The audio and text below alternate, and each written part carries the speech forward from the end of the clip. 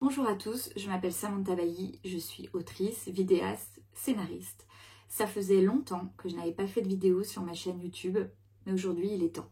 Il est temps de parler, il est temps que la parole se libère sur un sujet vraiment trop méconnu, qui est un scandale social, et je n'ai pas peur de dire les mots et de le nommer de cette façon, le scandale AGSA, et à venir très certainement le scandale SSAA. En plus de 40 ans, l'organisme chargé de collecter les cotisations retraite des auteurs ne s'en est pas préoccupé. Alors quand les auteurs de BD rêvent à la retraite, pour certains c'est l'heure de déchanter. Ils croyaient avoir cotisé, mais pour eux, il n'y aura pas de retraite. En ce qui concerne notre sécurité sociale, comme je vous l'ai dit, donc il y a deux organismes collecteurs. La Maison des artistes sécurité sociale et l'AGSA.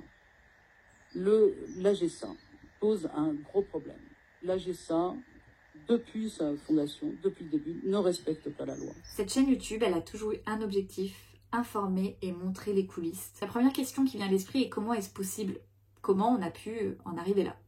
Je vais vous partager aujourd'hui mon travail de recherche, celui que j'ai fait pendant 7 ans sur le sujet, qui a été quasiment un travail d'investigation, d'enquête, mais aussi mon ressenti, ce que j'ai vécu dans ma chair, tout simplement, en tant qu'ancienne présidente de la Charte des auteurs illustrateurs jeunesse, puis de la Ligue des auteurs professionnels entre 2017 et 2021.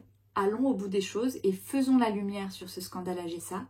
Informons-nous ensemble et je vous demande, si vous en avez la patience, d'écouter cette vidéo jusqu'au bout parce que je vais tâcher de manière pédagogique, extrêmement construite et avec évidemment un travail de documentation qui est conséquent et qui a duré des années, de vous donner les clés pour mieux comprendre et appréhender les enjeux. Pour commencer peut-être, et vraiment vous expliquer, puisque ça va être assez technique, mais je vous promets que je vais vulgariser et je vais faire en sorte que ce soit le plus limpide possible, faisons un petit exercice d'imagination très simple. Vous travaillez en France, vous cotisez, voilà, et votre sécurité sociale est une simple association, loi 1901, déjà. Cette association, il faut savoir que ses représentants, donc les représentants des assurés, ne sont pas élus démocratiquement, ils sont désignés par les ministères de tutelle et en l'occurrence le ministère de la Culture. Imaginez maintenant que cette même association ait failli à sa mission d'organisme de sécurité sociale et en particulier, je dirais, du recouvrement des cotisations retraite des assurés, et ce pendant plus de 40 ans. Vous m'avez bien entendu, pendant plus de 40 ans. Ça paraît complètement fou et c'est pourtant la situation, et ce n'est pas moi qui le dis, tout ça est extrêmement documenté aujourd'hui par des rapports d'inspection ministérielle, par la Cour des comptes elle-même, par également le rapport Racine qui est sorti, et on peut trouver aussi tout un tas de documentation sur des sites de syndicats. Cette situation, c'est une bombe à retardement pour l'ensemble des artistes, auteurs et autrices en France. En 2020, France 2 y consacrait un reportage et avait mené son enquête. Extrait. Yves Ventier est scénariste de bande dessinée. Alors il s'est passé à Dessy. À 61 ans, il pense à la retraite. Mais son relevé de carrière, qui liste ses trimestres cotisés, lui a réservé une mauvaise surprise. J'ai un énorme trou de 10 ans, de 2002 à 2012, où il n'y a rien. Ce rapport, qui vient d'être remis au ministre de la Culture, dénonce. Plus de 190 000 artistes-auteurs n'ont jamais été prélevés de cotisations à l'assurance vieillesse depuis 1975, alors que le contraire leur était indiqué. En cause, l'AGSA, l'Association pour la gestion de la sécurité sociale des auteurs, écrivains, dessinateurs, mais aussi photographes ou compositeurs de musique. Depuis sa création dans les années 70, elle encaissait certaines charges sociales, mais jamais les cotisations vieillesse de ses assujettis, c'était pourtant sa mission. Selon le directeur, l'AGSA manquait de moyens pour organiser le recouvrement de ces cotisations. Ça me semble tout à fait vrai que l'AGSA n'a pas fait son travail pendant une quarantaine d'années. Je le dis, ça peut paraître un peu étonnant en tant que directeur, mais c'est la réalité. En fait, au fil des dizaines d'années, les conseils d'administration successifs de l'AGSA ont demandé instamment à leur ministère de tutelle de leur donner les moyens de recouvrer cette cotisation, sans réponse. En 2012, le commissaire aux comptes de l'AGSA alerte à son tour et refuse de certifier la comptabilité de l'organisme. Le ministère de la Culture n'a jamais reconnu sa responsabilité dans ce scandale. ni d'ailleurs le ministère des Solidarités et de la Santé. Le recouvrement des cotisations a été basculé en toute urgence à l'URSSAF, qui aujourd'hui est cet organisme auquel vous avez souvent affaire pour vos cotisations sociales maintenant, un basculement qui s'est opéré de manière très compliquée et très violente. Mais le ministère de la Culture estime avoir réparé les choses via une circulaire. Cette circulaire, c'est vraiment un piège et elle est extrêmement dommageable pour les artistes, auteurs et autrices. D'abord, on part du postulat que du coup, c'est de la faute des auteurs et on leur accorde quand même le droit de racheter leur trimestre. Mais évidemment, comme on le lit dans Le Monde, comme en témoigne une autrice, elle se retrouve en fait à la fin de sa retraite à devoir racheter pour 200 000 € ses trimestres, c'est juste impossible d'un coup. Et au-delà de ça, cette circulaire demande des documents qui deviennent impossibles à trouver ou à retrouver, puisque de fait, les délais d'expiration d'un certain nombre de documents administratifs sont dépassés, et pour certains, il va falloir retrouver des pièces qui datent d'il y a 20 ou 30 ans. Le Monde nous indique du coup que moins d'1% des auteurs et autrices ont pu obtenir réparation, ce qui est complètement logique quand on voit la mise en place de ce système, c'était voué à l'échec. Ce scandale est largement minimisé et ce qu'il faut comprendre, c'est qu'il ne fait que commencer.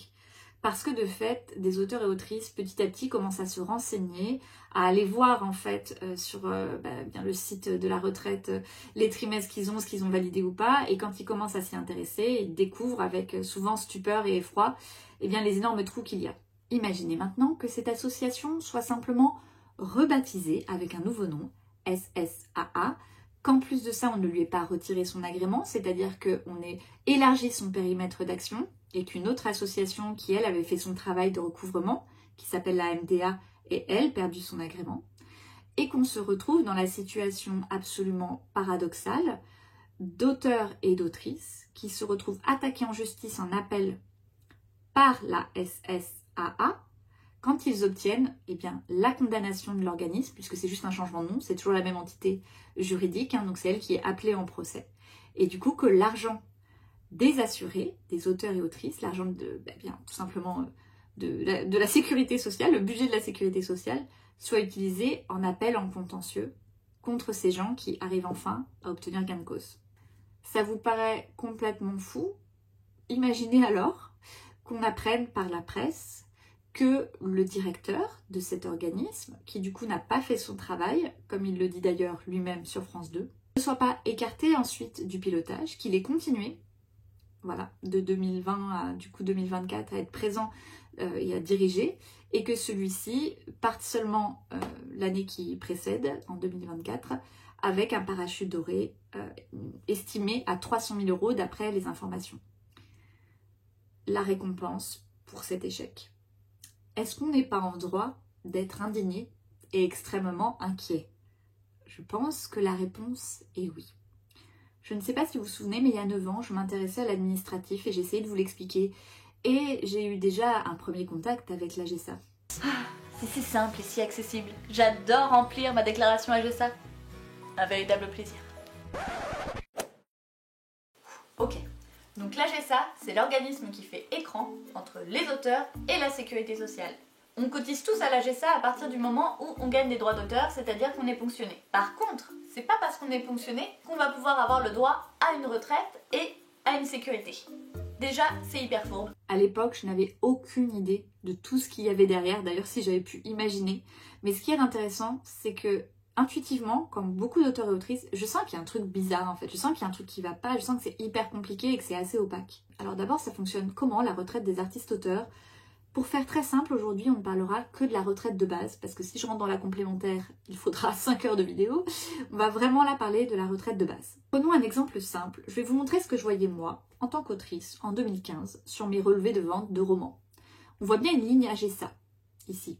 Le système est que l'éditeur précompte les cotisations sociales. En fait, comme un employeur avec un bulletin de salaire, il prélève les cotisations sociales et l'éditeur doit ensuite reverser à l'organisme, en l'occurrence en 2015 à l'AGESA. Imaginez, vous êtes auteur, vous démarrez votre carrière, vous voyez que vos cotisations sont précomptées sur un document, vous vous posez pas plus de questions que ça en fait. Et puis, je vous le dis, moi de toute ma carrière, aucune maison d'édition ne m'a parlé spécifiquement de l'AGESA. J'ai commencé à vivre de l'écriture pendant un certain temps, et au bout de plusieurs années, c'est-à-dire pas immédiatement quand j'ai commencé à vivre de l'écriture, j'ai reçu un courrier de l'AGESA. C'était un courrier qui m'indiquait que j'avais dépassé un seuil d'affiliation et que maintenant il fallait que je cotise davantage, mais directement avec l'organisme. Pas que ça me serait prélevé par mon éditeur. Moi, quand je reçois ça, je suis hyper en panique en fait. J'ai pas du tout provisionné pour des cotisations supplémentaires. Et du coup, je comprends pas du tout ce qui se passe. Donc, je me dis que je vais prendre rendez-vous puisque je vois qu'il y a une adresse, etc. Donc, ça prend du temps, mais j'arrive à avoir un rendez-vous au sein des locaux de l'AGESA. À noter qu'étant autrice à plein temps, j'avais aussi le temps de les harceler au téléphone et de prendre un rendez-vous dans ces très luxueux locaux puisque en arrivant, je découvre cet hôtel particulier magnifique. La Cour des comptes nous révèle en 2025 que le loyer est de 600 000 €. Ceci explique sans doute cela. Et je me présente au guichet, j'explique voilà, que je suis autrice. Là, j'avoue que je suis un peu démunie, on me guide, on me dit que c'est en fait que je n'avais pas à cotiser avant un certain seuil, donc avant les 8 700 € qui étaient à peu près ce qu'ils appelaient le seuil d'affiliation, et que désormais je dois cotiser pour ma retraite. Mais qu'avant je n'avais pas à le faire. Donc déjà j'ai un peu du mal à comprendre, mais bon ok.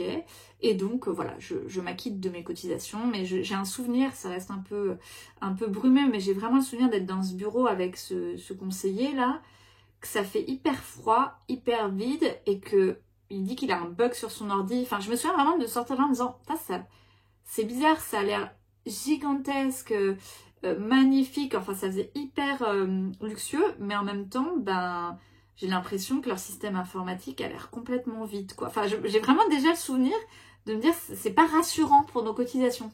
Vous avez donc devant vous une bonne élève AGESA puisque j'ai fait la démarche volontaire, je me suis renseignée, j'ai trouvé les explications, etc. J'ai cotisé. J'ai eu pas mal de problèmes avec le site et pas mal de bugs informatiques durant ma carrière, mais voilà. Et moi aussi, je découvre des trous aujourd'hui dans le début de ma carrière notamment, qui doit très probablement correspondre au moment où il ne m'avait pas identifié en réalité. Et voilà, il y a ça qui demeure à mon sens. Bon, c'est une autre histoire, mais tout ça pour vous dire que j'ai quand même suivi le cheminement vraiment de ce qui était pour l'AGESA le cheminement normal des cotisations pour la retraite. Par cette histoire personnelle, je vais déjà vous montrer vraiment la complexité et le manque de lisibilité de ce système complètement archaïque. Il faut vraiment vous imaginer que moi j'étais autrice à plein temps. Je n'avais vraiment que ça à faire, de faire des investigations pour comprendre où je devais cotiser. Et c'est là qu'on va parler de ce fameux seuil d'affiliation et du moment où on est identifié, le moment où on reçoit le courrier, parce que c'est là que ça devient très intéressant et aussi un petit peu angoissant. Permettez-moi désormais de vous présenter Catherine Winot. Sur la formation continue, puisque la formation continue est mise en place là naturellement pour l'ensemble des artistes-auteurs, les artistes visuels, mais l'ensemble des artistes-auteurs. Et là, tout le monde s'est rendu compte de ce scandale qui a été caché jusqu'à présent, parce que l'AGESA est incapable de fournir des chiffres, puisqu'elle n'identifie pas individuellement les 200 000 artistes. Normalement, ces organismes collecteurs doivent identifier chacun des auteurs et savoir ce qu'ils font. Là, elle ne le fait pas pour 200 000. Sachant que du côté de la Maison des artistes Sécurité sociale, on est 55 000. Donc vous voyez que c'est juste énorme. Et là, on n'a donc pas de chiffres, pas de visibilité. Il y a y compris certainement dans l'AGESA des gens qui sont payés en droit d'auteur et qui ne devraient pas l'être. Enfin bon, voilà, il n'y a aucune visibilité là-dessus. Et c'est un gros problème. Catherine Winot, elle est plasticienne, mais elle est aussi syndiquée au sein du CAP, qui est en fait un syndicat pour les artistes des arts plutôt plastiques qui s'est élargi avec le temps. Cette alerte ne génère aucun remous. C'est-à-dire vraiment dans le milieu du livre, moi je me souviens à cette époque-là, vers 2012, moi j'allais chercher mes informations sur le site de la Société des gens de lettres, et sur le site de la Société des gens de lettres, je retrouvais exactement les mêmes informations qu'il y avait sur le site de l'AGESA, comme quoi c'était normal qu'on ne soit pas prélevé de nos cotisations sous ce fameux seuil d'affiliation. À noter, je fais un aparté, que la Société des gens de lettres est également membre fondateur de l'AGESA, parmi d'autres bien sûr, et qu'elle a longtemps siégé aussi au conseil d'administration. Ce qu'on constate, c'est que finalement, les sites de beaucoup d'associations d'auteurs reprennent ces informations de l'AGESA sans esprit critique, et en même temps, je pense que c'est quand même un peu tordu d'imaginer que sur le site de notre organisme de sécurité sociale pourraient se trouver des éléments illégaux. Vous allez voir que Catherine Winot, cette femme, seule, qui est vraiment, pour moi, une lanceuse d'alerte, joue un rôle vraiment déterminant dans la façon dont on va réussir à mieux comprendre le scandale AGESA. C'est le moment de basculer de ma vie d'autrice, qui démarrait vraiment sa carrière dans ses papiers, pour vous parler de mon expérience du côté de mes mandats de représentation pour les intérêts de ma profession. On est en 2017, je viens juste de prendre la présidence de la charte, je vous avoue que je me sens un peu catapultée, c'est le moins qu'on puisse dire. Globalement, il faut se rendre compte que très souvent, personne n'a très envie de prendre les présidences de ce type d'organisation, c'est très très lourd. Parfois c'est légèrement indemnisé, souvent c'est bénévole et on se retrouve projeté dans des instances à des niveaux politiques ou à des niveaux de technicité requis qui sont tout bonnement hallucinants à devoir prendre des décisions pour nos pairs. À la charte des auteurs illustrateurs jeunesse, il y a un conseil d'administration qui est hyper dynamique et vraiment moi le souvenir que j'ai c'est de réfléchir collectivement, de partager énormément, d'envoyer tout le temps des mails, etc. Enfin bref, je me suis jamais sentie seule justement, je me suis sentie hyper entourée à l'époque. Et on a été nombreux à essayer de commencer à déchiffrer les choses. Un point vraiment essentiel que je veux aborder, c'est à quel point notre écosystème est illisible. Vous démarrez, mais il y a des sigles de partout, vous ne comprenez rien. Mais vraiment, c'est complètement illisible. Entre l'AGESA, l'IRSEC, le RAP, le RACD, la SACEM, la SACD, je vous fais les listes. Et ce qu'il faut comprendre, c'est que tous ces organismes qui disent défendre les auteurs, représenter les auteurs, en fait, ont des champs d'action et des défenses d'intérêt qui sont différents. Et finalement, on mélange tout. Quand je dis que nommer les choses est important, on mélange tout derrière ce truc. Il faut défendre les auteurs, il faut défendre le droit d'auteur. Mais en fait, c'est vraiment important pour chaque organisme de comprendre quels sont ses statuts, qu'est-ce qu'il défend exactement, en fait, quels sont les intérêts derrière. À l'époque, la charte siège au Conseil permanent des écrivains. C'est une organisation qui se dit représentative de l'ensemble des auteurs du livre. Mais quand vous regardez vraiment le détail, vous vous rendez compte que c'est un méli-mélo de plein de choses. C'est-à-dire qu'il y a aussi bien des associations qui du coup ont parfois comme objectif de faire de l'action culturelle, ou bien de la formation, ou bien de la sensibilisation sur les métiers. Il y a des syndicats, des véritables syndicats, donc qui sont censés avoir pour seul intérêt la défense justement des intérêts moraux et professionnels de la profession qu'ils vont représenter. Il y a aussi des organismes de gestion collective. Les organismes de gestion collective, ce sont des sociétés privées sous tutelle de l'État qui vont collecter et répartir les droits d'auteur, donc selon certains circuits de diffusion, selon certains aussi périmètres de répertoire. Tout ça est assez complexe, je pense que je vous ferai une vidéo dédiée là-dessus pour mieux comprendre. Mais tout ça pour dire que eux, vraiment, leur objet, c'est de collecter, de répartir des droits et de défendre les intérêts de leurs adhérents. Et donc dans les adhérents des organismes de gestion, il y a des auteurs et autrices vivants en activité qui vont adhérer pour pouvoir récupérer leur argent qui a été ponctionné en leur nom. Mais il y a aussi en fait des ayants droit d'auteurs morts. Donc vous voyez, il y a tout ça qui cohabite au sein du Conseil permanent des écrivains. On reçoit à l'époque un courrier du ministère de la Culture qui nous annonce une grande réforme, la réforme du basculement à l'URSSAF. Ce qui est très intéressant en relisant ce courrier aujourd'hui, c'est de voir la façon dont les choses sont présentées. Puisqu'en fait, on nous parle d'une amélioration évidemment des choses, on nous parle du fait de cette réforme que maintenant on va cotiser au premier euro comme si c'était vraiment une nouveauté qui devait s'appliquer. Parce que souvenez-vous, il y a cette fameuse règle de l'affiliation qui est marquée partout. Souvenez-vous du coup de la vidéo à l'Assemblée nationale par rapport au courrier là du ministère qui nous présente ça donc comme une nouveauté. Eh bien le CAP, lui, dénonce dès 2012 le fait que l'AGESA est en infraction du code de la sécurité sociale et que normalement, nous devrions être prélevés dès le premier euro.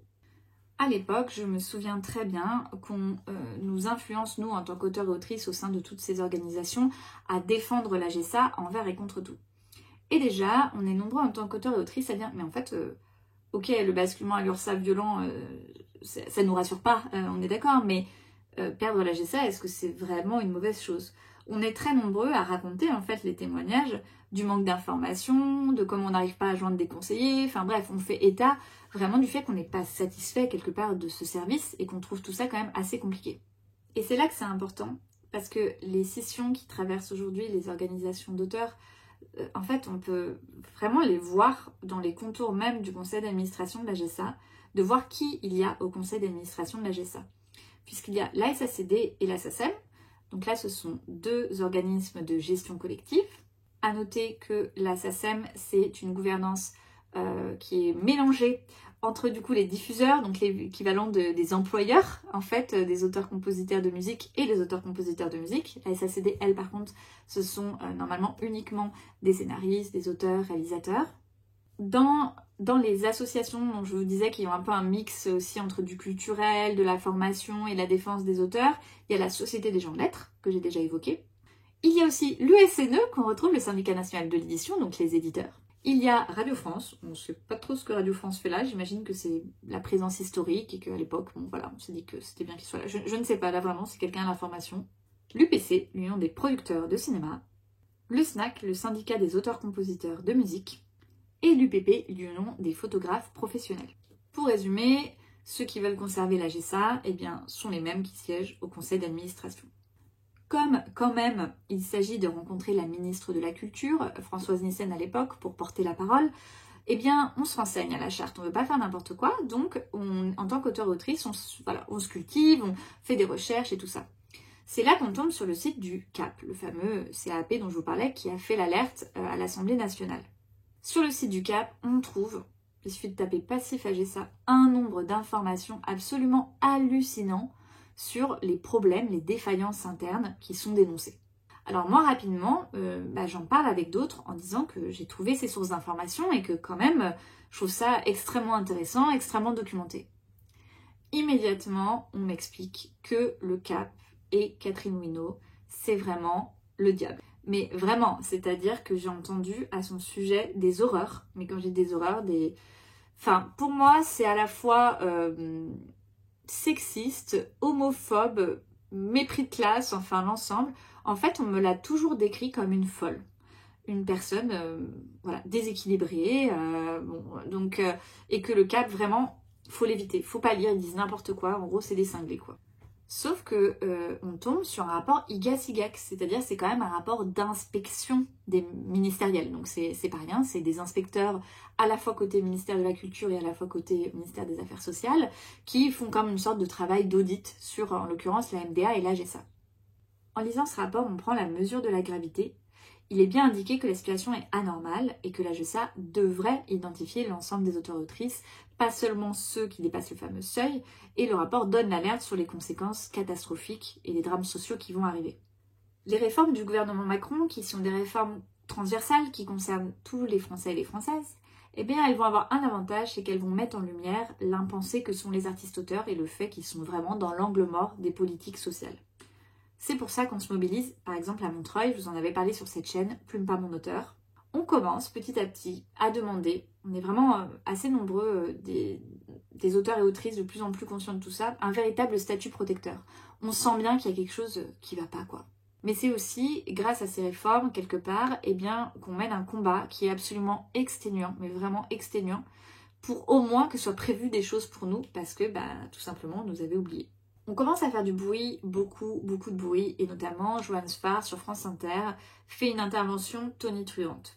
Cette intervention, elle a un effet immédiat, c'est que l'Élysée réagit et que enfin il y a une concertation qui est ouverte. Parce que niveau dialogue social, il n'y avait pas grand chose depuis le rapport IGAS-IGAC de 2012-2013, tout était en fait bloqué, il ne se passait rien. Sous l'égide de Françoise Nyssen, donc alors ministre de la Culture, sa conseillère Claire Guillemin, qui je trouve, je tiens à le dire dans cette vidéo, est vraiment une femme qui a fait un travail assez extraordinaire, a vraiment voulu, dans sa conviction de l'effectivité et de l'importance du dialogue social, réunir en fait tout ce monde-là, c'est-à-dire toutes ces organisations qui disent défendre les auteurs et être concernés, dans une même pièce.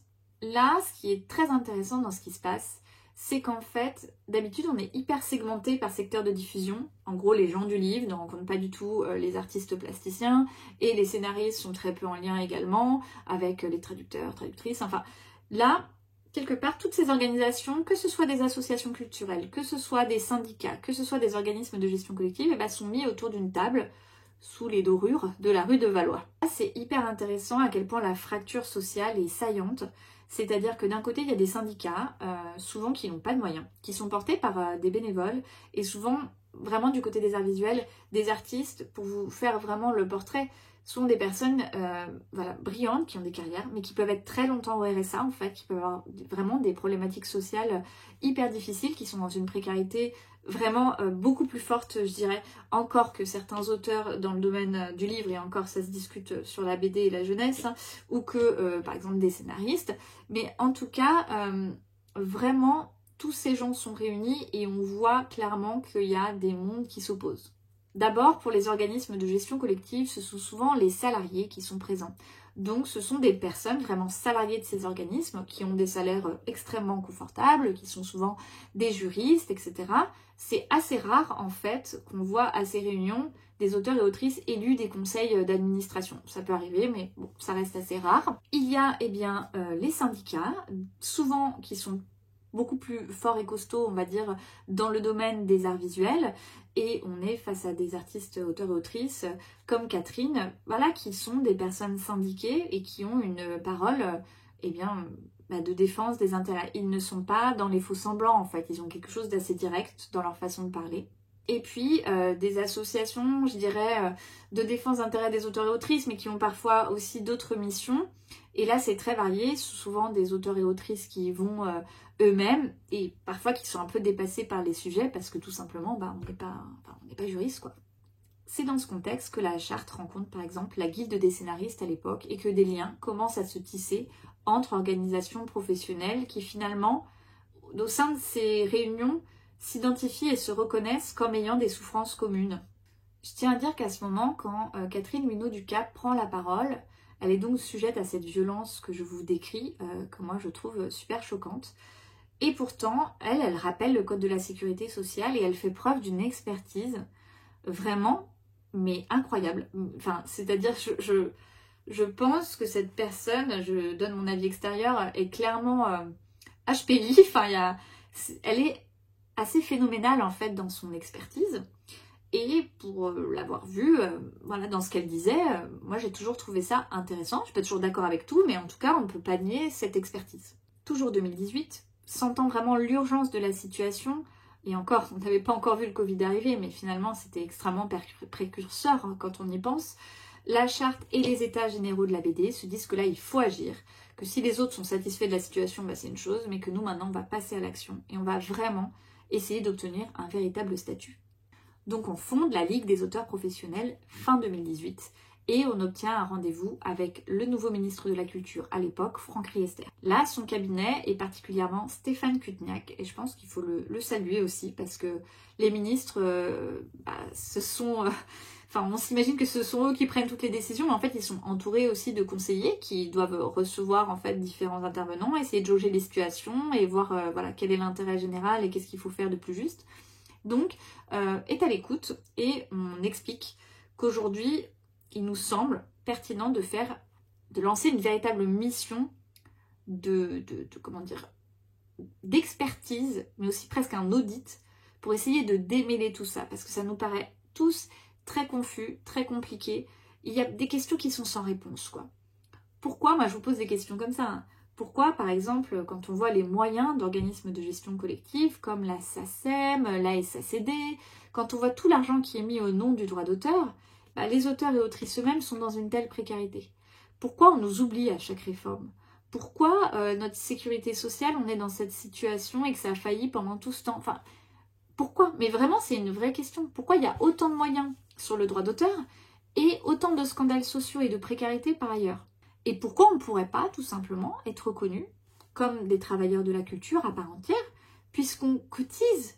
Ça paraît extrêmement simple dit comme ça, mais à l'époque, quand je défends ce point de vue, que je dis qu'on veut un statut professionnel, je me prends vraiment énormément de violence de la part de certaines organisations professionnelles qui me disent qu'on ne peut pas parler de professionnels, que si on parle des professionnels, c'est dénigrant pour les autres auteurs, qu'il faut défendre tous les auteurs. Enfin, en fait, on est toujours sur des éléments de langage où ce qu'on portait était pourtant extrêmement simple, c'était juste de dire qu'il y a des artistes, auteurs et autrices qui ne dépendent que de ce régime-là et que de ces revenus-là. Et que les autres, ils ont une autre protection de toute façon. Qu'est-ce qu'on fait pour ces personnes-là les plus fragilisées? Et je peux en parler aujourd'hui avec d'autant plus de liberté et de sérénité, puisque je ne dépends plus uniquement du régime artiste-auteur, pour toutes les raisons que vous comprenez bien, et que du coup, je sais ce que c'est que d'être dans cette situation, et c'est réellement invivable en fait.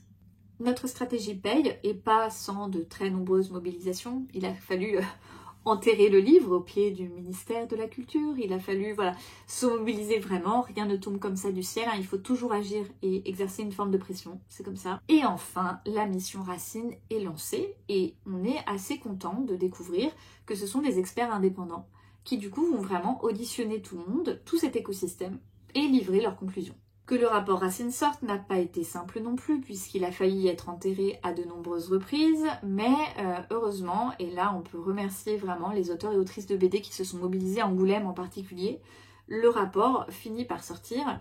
Je vous rappelle qu'à ce moment-là, donc on arrive en 2020, début 2021, nous rencontrons même Emmanuel Macron, le président de la République, au sujet de ce rapport et au sujet de la précarité des auteurs et autrices dans le livre, mais qu'on tâche d'élargir aussi à la situation plus générale des créateurs et créatrices, puisqu'on est tous liés par le même régime, même si évidemment on a des secteurs avec des spécificités, ça ne fait aucun doute, mais ce qu'on comprend bien, c'est que on est tous traversés par des souffrances socio-économiques et une forme de précarité structurelle qui, elle, pour le coup, ne change pas. La seule chose qui varie, c'est parfois le montant de la rémunération à une certaine échelle. Évidemment, un artiste plasticien n'a pas le même revenu qu'un scénariste de l'audiovisuel, mais pour le reste des souffrances, elles sont clairement communes. Quand le rapport Racine sort, je veux juste vous raconter ça, parce que c'est important pour moi aussi d'en parler. Je sors de mon échographie, je suis enceinte, et en fait je pleure quand je le lis. Mais de soulagement. C'est hyper difficile à dire, je me dis, enfin, en fait, il y a des gens, désolée, je vais être un peu... Enfin, il y a des gens qui ont, des experts, des gens indépendants, qui ont analysé, qui ont vraiment écouté tout le monde, des juristes, enfin voilà, vraiment, on parle de personnes aussi qui connaissent le droit, en fait, tout simplement, et qui reconnaissent, en fait, cette souffrance vécue par cette profession et les anomalies de ce système. Désolée, ça me touche. Dans le rapport Racine, il y a plein de choses, mais là on va faire un focus sur la citation que je vous ai faite sur le scandale AGESA. Et ça fait partie d'une des choses, mais il y en a vraiment énormément, qui est complètement anormale. Même si c'était déjà dans d'autres rapports et tout ça, là de le voir écrire noir sur blanc, ça soulage en fait. Et du coup, le rapport Racine pointe aussi le scandale AGESA. Et France 2 va s'y intéresser et faire ce reportage. Le Monde également mène une enquête et livre des articles absolument édifiants. Suite à cette médiatisation, l'ancien président de l'AGESA, donc qui était un photographe de l'UPP, l'Union des photographes professionnels, livre sa justification de ce qu'il appelle non pas un scandale. Et je trouve ça très intéressant. Je vais vous lire quelques extraits parce que je trouve ça hyper révélateur en fait de ce de quoi on est prisonnier à l'heure actuelle. Il dit, comme dans toute enquête, il faut chercher les coupables. Les auteurs, dit-il, les ministères de tutelle, culture et santé, pressants dans les conseils d'administration, les diffuseurs, donc là ça peut être les producteurs, les éditeurs, les institutions telles que radiodiffusion, télévision, le cinéma, l'édition, la presse également, car la contribution de 1% arrangeait bien certains groupes peu soucieux de respecter le statut de pigiste salarié. Et aussi les sociétés d'auteurs, donc là on parle des organismes de gestion collective, qui étaient mandatés pour recouvrer les cotisations auprès de leurs membres et des diffuseurs de leur répertoire et devaient les informer des dispositions légales. J'ai en son temps rencontré le président d'une de ces sociétés, précisément sur cette question. Je lui ai fait remarquer que ces bordereaux de versement de droits ne détaillaient pas les retenues sociales. De ce fait, les auteurs pouvaient légitimement penser avoir cotisé pour la retraite malgré les sommes peu élevées qui étaient indiquées sur ces états, ce qui aurait dû leur mettre la puce à l'oreille. C'est vraiment intéressant parce que, au-delà du fait que je suis pas d'accord avec plein de choses de ce qu'il dit, mais c'est important qu'il y ait une forme de débat là-dessus sur ceux qui siégeaient dans ce conseil d'administration. Mais encore une fois, on renverse la faute sur l'auteur. On aurait dû avoir la puce à l'oreille. Mais là, vraiment, je veux juste qu'on resitue comment nous, auteurs et autrices, quand on va siéger dans ces instances, et qu'on n'a pas toujours d'ailleurs le bagage légal pour tout comprendre, on peut raisonnablement penser que notre organisme de sécurité sociale ne fait pas correctement son travail. Quand on voit justement une ligne AGESA, comment est-ce qu'on peut se dire qu'en fait non, c'est pas si simple que ça, alors qu'on a bien ça sur nos relevés de droits d'auteur. Comment on peut se dire que toute cette chaîne a failli, Vous voyez ce que je veux dire? Alors, qu'il y ait d'autres responsabilités que le conseil d'administration, je veux bien, qui est les ministères de tutelle, mais rejeter ça sur les auteurs et autrices eux-mêmes, là, c'est là que pour moi, il y a un vrai problème. Ça nous enferme en fait dans un récit selon lequel on aurait dû tout savoir et on n'aurait pas dû faire confiance aux organismes qui avaient cette mission. Parce que je rappelle qu'un organisme de sécurité sociale, légalement, c'est sa mission d'affilier, de recenser et d'informer. Et c'est d'ailleurs ce que dit le défenseur des droits. Et ça, c'est vraiment intéressant parce que quand on s'éloigne juste, je dirais, des avis, des opinions, et qu'on va vraiment sur le terrain du droit, c'est-à-dire le code de la sécurité sociale, la Cour des comptes, etc., on se rend bien compte que la situation est complètement anormale et il faut remettre les responsabilités à leur place. Les auteurs et autrices, ce n'était pas à eux de deviner tout ça. Enfin, c'est juste pas possible en fait de dire ça. Surtout dans un écosystème dans lequel, je vous le dis encore, je l'ai vécu, l'information, elle n'était pas présente. C'est sûr. Je veux dire, c'est très bien de recevoir un courrier pour la première fois, bon voilà. Et au-delà du problème d'information, il y a aussi un vrai problème structurel d'avoir décorrélé le précompte après d'une autre contribution volontaire, parce que c'est quand même, il n'y a pas d'autre profession où enfin, vous vous retrouvez dans une situation où, comme en fait un bulletin de salaire, hop, l'équivalent de l'employeur les reverse, et qu'il y a une autre partie où en fait vous devez vous en débrouiller vous-même. Enfin, je veux dire, soit on a un bulletin de salaire et c'est précompté, soit vous êtes indépendant, mais vous voyez ce que je veux dire. Cet entre-deux, ça génère une confusion qui est énorme en fait. Et ça, il faut aussi vraiment le comprendre pour comprendre pourquoi les auteurs ou autrices sont dans cette situation. Franchement, je veux bien croire qu'il y ait des auteurs et autrices qui ne sont pas très au fait de l'administration. Ok, super. Mais ça devient insupportable de se voir ainsi infantilisé, alors qu'au fond, tout ce système est fait pour qu'on soit infantilisé parce qu'il est tout simplement extrêmement difficilement lisible. Le rapport Racine est enterré, ce qui méritera une vidéo dédiée. Mais bref, là, concentrons-nous sur le scandale AGESA. On est donc à un moment de bascule où il faut bien rétablir une gouvernance du régime, parce que je vous rappelle que, hop, tout a été basculé à l'URSSAF. On est vraiment crise Covid, basculement URSSAF pour les artistes-auteurs. La transition URSSAF, elle est hyper chaotique, c'est l'horreur. Je me souviens, mais à l'époque, quelle mobilisation ça avait demandé. C'est l'enfer. Pour plein de raisons, déjà, c'est fait abruptement. Finalement, depuis 2012-2013, il y avait sûrement le temps pour préparer ça de manière beaucoup plus continue. Mais non, tout se fait vraiment dans l'urgence. Et il faut imaginer que l'URSSAF hérite finalement des problématiques de l'AGESA non résolues, c'est-à-dire qu'on sait qu'il y a toute une partie des artistes-auteurs qui n'a jamais été finalement identifiée. Et avec les chiffres qu'on connaît aujourd'hui, on voit que il y en a énormément qui étaient passés sous le radar parce qu'on estimait environ à 230 000 la population des artistes-auteurs et aujourd'hui en 2025 on est plutôt autour des 350 000 voire des 400 000. Là, accrochez-vous, on peut se dire ok, tout a basculé à l'URSSAF, l'AGESA a échoué, bon ok, c'est la catastrophe, eh bien on pourrait retirer l'agrément de l'AGESA. Que se passe-t-il? Eh bien on va retirer l'agrément de la Maison des artistes, l'autre association plutôt de la branche des arts visuels, qui elle avait bien fait le recouvrement des cotisations au premier euro et qui avait fait un travail d'identification. Donc la Maison des artistes elle existe toujours mais juste elle n'a plus d'agrément.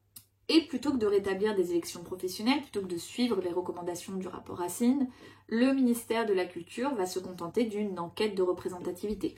Donc en fait c'est le ministère de la Culture qui a choisi selon ses propres critères et pas forcément ceux du Code du travail bien sûr, quelles organisations il estimait représentatives pour piloter le régime de sécurité sociale à travers la SSAA, donc l'ex-AGESA. Les auteurs et autrices, suite à la médiatisation du rapport Racine et de cette révélation du scandale, commencent du coup à aller voir leur relevé retraite et comprennent donc qu'il y a un vrai gros problème puisqu'ils ont des trimestres manquants. Comme je vous le disais, on n'est vraiment qu'au début en fait de ce scandale puisque je le sais parce que beaucoup de collègues m'appellent là-dessus, me disent je n'ose pas regarder, j'ai trop peur de ce que je vais découvrir, ça me décourage d'avance. Mais pourtant je vous le dis, il faut que vous regardiez, il faut que vous commenciez à vous y intéresser parce que c'est très important. Donc là, qu'est-ce qui se passe? Si on avait un écosystème un peu plus sain, de mon point de vue, eh bien, tel que les choses sont, on pourrait penser que le Conseil permanent des écrivains, ou la Société des gens de lettres, ou le SNAC, pourrait aider des auteurs et autrices à aller au contentieux pour justement obtenir réparation du préjudice. Mais c'est pas du tout ce qui se passe. Aujourd'hui, les auteurs et autrices qui veulent aller au contentieux, ils s'entraident en fait entre eux avec très très peu de moyens pour pouvoir le faire, ou ils demandent l'assistance à des syndicats qui eux n'ont pas de moyens du tout financiers, puisque vous ne le savez peut-être pas, mais il n'y a pas de financement du syndicalisme pour les artistes-auteurs. Comme il n'y a pas de branche professionnelle, comme il n'y a pas d'élection professionnelle, comme il n'y a pas de représentativité, comme le ministère du Travail est vraiment anormalement absent, eh bien, les syndicats survivent comme ils peuvent de quelques subventions et des cotisations de leurs membres qui sont déjà souvent précaires. C'est vraiment David contre Goliath. Mais pourtant, et on sait que ça va prendre du temps, eh bien, les dossiers démarrent et petit à petit, eh bien, les auteurs et autrices, sans grands moyens, donc c'est compliqué, vont au contentieux. Nous voici qui arrivons en 2024. 2024, moi je vous dis, je suis complètement hors circuit de tout ça. J'ai beaucoup d'autres choses à faire dans ma vie, je suis ça de très très loin et en plus je suis vraiment découragée, écœurée. Ouais, vraiment, juste j'ai même plus envie d'en entendre parler en fait, tellement j'ai trouvé ça super difficile. Le conseil d'administration du coup de la SSA, le nouveau pilotage de la sécurité sociale des artistes-auteurs est là, et beaucoup d'organisations professionnelles qui y siègent selon l'enquête de représentativité du ministère, parce qu'il y en a plein d'autres qui y siègent pas, eh bien dénoncent le fonctionnement interne par voie de communiqué, des problèmes de gouvernance, d'opacité, vraiment des problèmes aussi en interne de gestion pour l'action sociale, pour les artistes-auteurs, etc. Je vous le donne en mille, personne ne les écoute. Et là, les révélations s'enchaînent. On le sait qu'en 2025, mais ce sont des choses qui se sont passées en 2024. On apprend là, aujourd'hui, en ce moment, par le média Actualité, que déjà en 2024, certains syndicats comme la CGT en interne ou encore le CAP font des alertes dans la commission interne vraiment de finances en fait de la SSA sur la tenue des comptes et la gestion interne.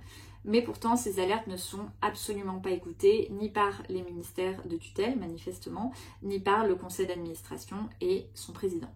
Rappelons que tout ça est quand même l'argent des cotisations des auteurs et autrices. Et enfin, on apprend, toujours selon ces enquêtes, il y a aussi Libération qui a fait tout un document dessus, que en réalité, au sein du conseil d'administration, plane une atmosphère assez...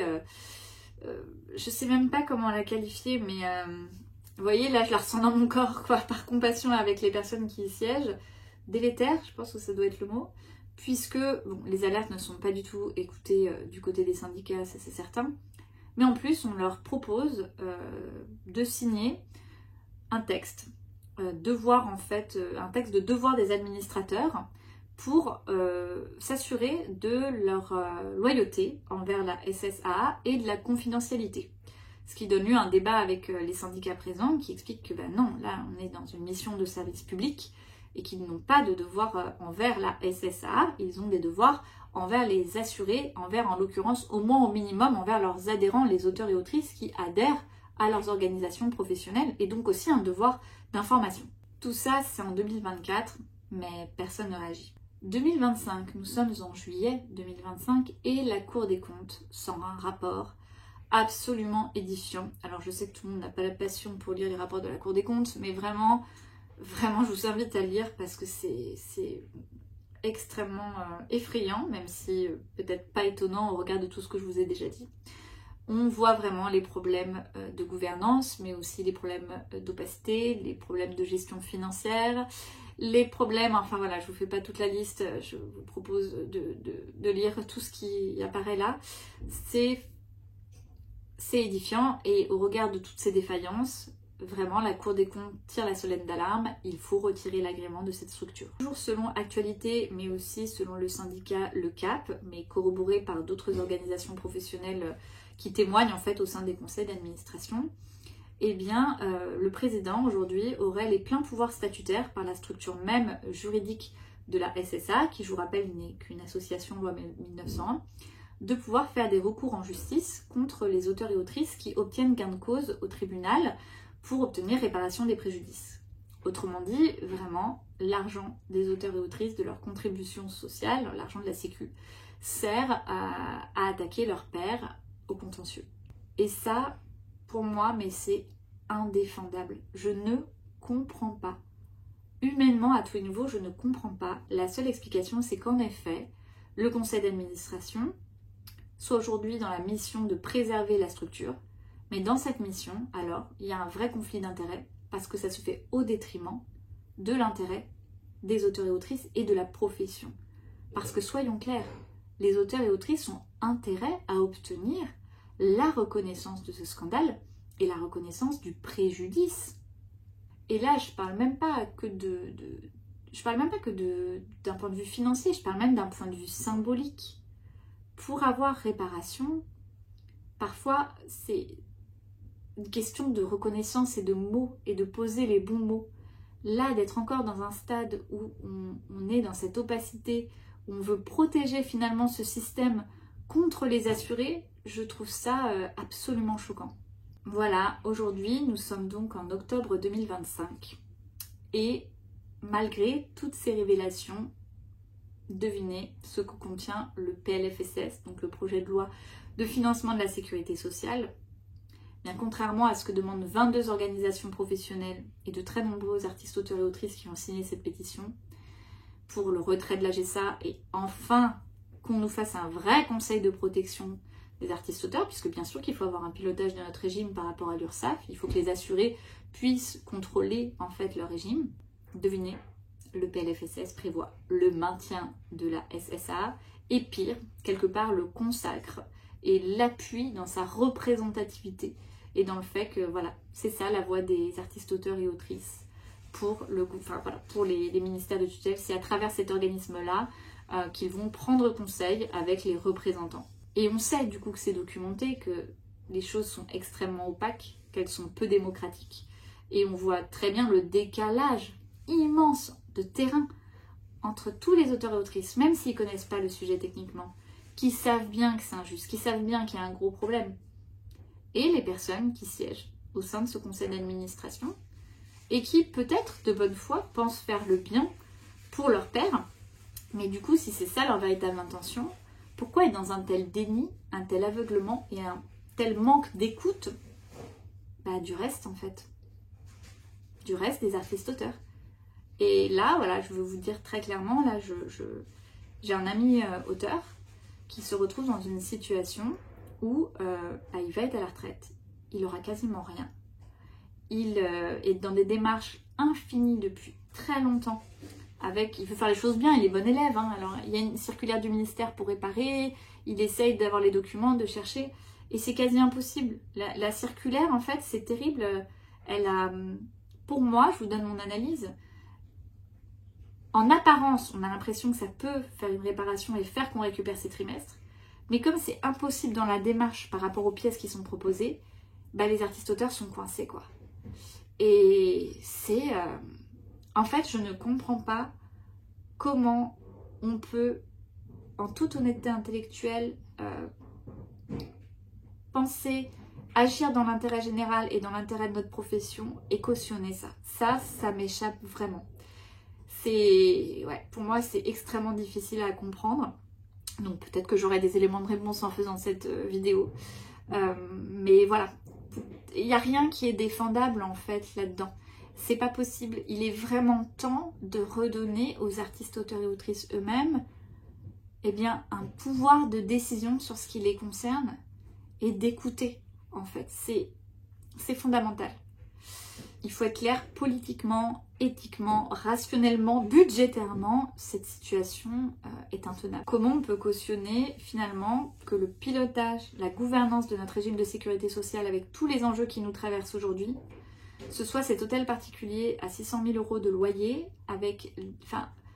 vide en fait, c'est vraiment ce que décrit la Cour des comptes, avec ce système de gouvernance défaillant et pour lequel il n'y a pas d'écoute des premiers concernés, les assurés. Ça, en fait, ce n'est pas possible. Donc oui, il est temps de bien nommer les choses, c'est un scandale.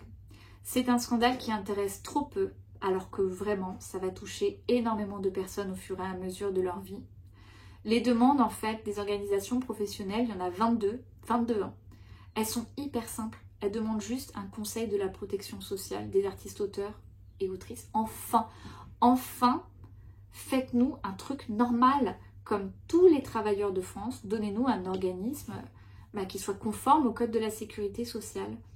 On est aussi des travailleurs. Ça n'exclut pas que, voilà, on a le code de la propriété intellectuelle qui protège nos œuvres, qui protège nos conditions de diffusion, d'exploitation. C'est super en fait. Mais là, vraiment, il faut arrêter d'invisibiliser le travail et la sécurité sociale. Il faut vraiment que ça s'arrête. Pour terminer, je voudrais m'adresser spécifiquement aux salariés de certaines structures. D'abord la SSA. Mais je sais que certains d'entre vous échangent évidemment avec des personnes syndiquées et font part de leur mal-être qui est aussi du fait de certaines choses bien plus profondes qui ont pu se passer en interne. Tout ça n'est pas contre vous. Voilà, je sais qu'il y a des personnes en interne de la SSA qui essayent vraiment d'aider des auteurs et autrices, c'est sûr. Personne ne dit qu'il faut que tout le monde perde son poste. Enfin, je veux dire, c'est pas parce que la SSA perd son agrément que tout le monde est viré. Enfin, je veux dire, il y a plein de solutions et de transitions sociales qui sont tout à fait possibles et envisageables. Donc, bien comprendre que ça, ce n'est pas quelque chose qui s'adresse contre les salariés de cet organisme, dont je crois qu'une très grande partie de toute façon est en arrêt maladie. Hein. Mais voilà, pour que ça, ce soit clair. Aux salariés de certains organismes de gestion collective qui vivent vraiment comme une remise en cause personnelle les revendications de très nombreux syndicats. Je vous invite vraiment juste à la réflexion, de comprendre que certains artistes, auteurs et autrices qui sont syndiqués, qui du coup, sont dans des marqueurs sociaux qui ne sont pas toujours ceux que vous connaissez, qui connaissent bien les sujets techniquement, qui en fait savent ce qu'ils veulent, où ils veulent aller, ne se laissent pas infantiliser, eh bien ça ne devrait pas être vu comme quelque chose, je trouve, qui est presque de l'ordre de la trahison. C'est hyper rassurant de voir autant d'artistes, auteurs et autrices aujourd'hui qui connaissent les sujets techniquement, qui prennent des renseignements juridiques, en fait, qui veulent être extrêmement informés et au fait pour prendre des décisions éclairées. Et je crois qu'il y a quand même un vrai problème de fond. J'invite les élus de ces différentes structures à s'interroger sur qui pilote en fait. Normalement, c'est censé en effet être les auteurs et autrices dans les conseils d'administration. Encore faut-il qu'ils soient informés correctement, qu'ils aient vraiment conscience des tenants et aboutissants de chaque sujet, ce qui est quand même pas évident, hein, je suis bien d'accord. Là, vraiment, les auteurs et autrices qui siégent dans toutes ces instances, vous avez une responsabilité individuelle qui est forte, qui je sais n'est pas facile, mais qui en ce moment est très importante. Et là, on n'est pas en train de parler de point de vue, de ce qu'il faudrait faire pour améliorer la condition et que chacun n'a pas le même avis. Non, là, on est en train de parler vraiment de quelle position on va tenir pour l'avenir, de la retraite de centaines de milliers d'individus et pour le pilotage de leur sécurité sociale à venir. C'est quelque chose qui implique une responsabilité énorme. Pour résumer, on n'est pas là pour jouer à la dinette, quoi. Enfin, vraiment, ça engage des vies, ça a des impacts sur des vies. Certaines décisions qui sont prises là, comme ça, entre deux portes, ont des impacts sur les vies des autres. Voilà. J'ai dit ce que j'avais à dire sur ce sujet. Cette vidéo était très longue, mais je voulais qu'elle explique vraiment au mieux tous ces aspects. Il y a plein d'autres choses que j'aurais pu dire, mais je pense que déjà, c'est pas mal. Je vais vous expliquer aussi à quel point ça me touche personnellement, parce que vraiment depuis que c'est encore remis à la lumière par Libération, je reçois énormément d'appels, vraiment d'auteurs et d'autrices, parce que je sais qu'au niveau de la Ligue, de la Charte, ils sont aussi débordés et voilà, avec peu de moyens. Donc voilà, j'aide bénévolement aussi à ma façon, très paniquée, très stressée. Je veux juste vous dire, il faut qu'on arrête d'avoir peur de parler. Il faut qu'on arrête de penser qu'on est impuissant et qu'on ne peut rien faire parce que tout ça nous paraît lointain. Il faut qu'on agisse, qu'on se mobilise. Et si on ne le fait pas là, sur ce sujet de la SSA, alors que ça scelle vraiment, finalement, le pilotage d'un sujet aussi important, pourquoi on le fait en fait? Avec vraiment un passif aussi grave et des impacts aussi graves, il faut vraiment qu'on prenne conscience, qu'on se documente et qu'on agisse. Il faut le faire collectivement, il faut le faire dans la joie. Et pour finir, je veux vous dire un truc, c'est que parfois on gagne. Et que là, ok, le rapport Hasina a été enterré, les alertes n'ont pas été entendues pendant 5 ans. On est aujourd'hui de nouveau dans un marasme et dans une situation, qui est ce qu'elle est, c'est clair et net. mais parfois on gagne. Et je veux juste vous rappeler quelques petites victoires qu'il y a eu ces dernières années et qui ont été possibles, je veux le saluer, par, et je l'ai vu de mes yeux, des auteurs et autrices bénévoles qui sont de plus en plus nombreux sur leur temps libre à vraiment s'investir pour les autres. Et c'est ces gens-là que je veux vraiment soutenir et je veux qu'ils sachent qu'ils ne sont pas seuls et qu'on est vraiment avec eux et derrière eux. Ce sont souvent, hélas, uniquement dans des syndicats et dans quelques rares organisations professionnelles. On n'aurait pas été rattaché au Fonds de solidarité nationale au moment de la crise Covid s'il n'y avait pas eu l'action de ces bénévoles-là. Ça, c'est absolument certain, parce que c'était une autre voie qui était envisagée. Donc on a dû vraiment rappeler au pouvoir public, non, non, non, non, on est là, s'il vous plaît, ne faites pas encore des petits bricolages, voilà. Pourquoi ça a été un petit peu fastidieux? Pour une raison simple, on n'était pas identifié par la GESA. Vous voyez, tout se recoupe. Toutes nos souffrances aussi ont été vraiment liées à ces bricolages et à ce manque d'identification. Mais heureusement qu'il y a eu le Fonds de solidarité nationale, parce que même si ça a été un petit peu fastidieux à mettre en place, et ben ça a été vraiment 60 millions d'euros versés. Ça a sauvé vraiment beaucoup d'entre nous à ce niveau-là. Sinon, ça aurait été très très très très compliqué. Paye ton auteur, livre Paris, quand on a obtenu la rémunération pour tous les auteurs et autrices, et pas que sur littérature jeunesse, ça a été un moment hyper fort, vraiment de cohésion et de prise de conscience de beaucoup d'auteurs et autrices à ce niveau-là. Et puis le rapport Racine, je vais vous dire pourquoi ça reste une victoire, même s'il a été enterré. Parce qu'en fait, aujourd'hui, les mobilisations, les prises de conscience, les artistes, auteurs et autrices, voilà, qui vraiment gagnent en expertise là-dessus, les créateurs et créatrices de tous les secteurs qui sont en train de s'unir, vraiment, tout ça, on le doit au rapport Racine. Parce que même si ces mesures n'ont pas été mises en place, ça a vraiment permis une compréhension beaucoup plus forte de tout ça.